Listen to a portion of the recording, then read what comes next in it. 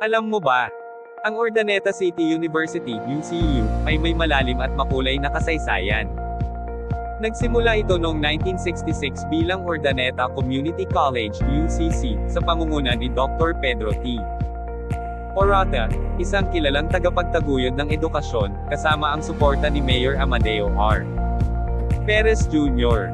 at ng Sangguniang Bayan. Ang pondo para sa pagtatayo ng kolehiyo ay nagmula sa kita ng selebrasyon ng Town Fiesta noong 1966. Ang kolehiyo ay binigyan ng pansamantalang pahintulot ng kalihim ng edukasyon upang magbukas ng 2 taong General Education course at maglunsad ng programang Non-Formal Education.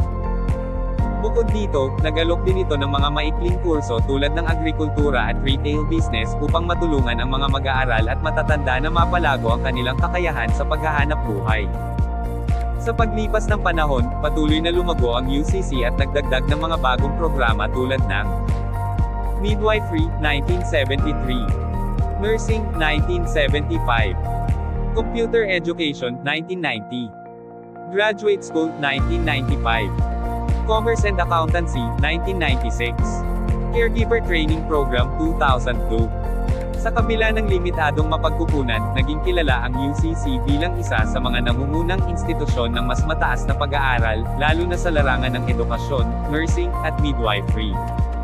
Noong 1998, nang naging lungsod ang Urdaneta, pinalitan ang pangalan ng kolehiyo bilang City College of Urdaneta.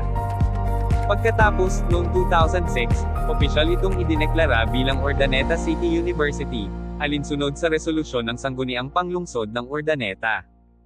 Ngayon, ang UCU ay nananatiling simbolo ng dedikasyon at kahusayan sa edukasyon, patuloy na nagbibigay ng dekalidad na pagsasanay at oportunidad para sa mga mag-aaral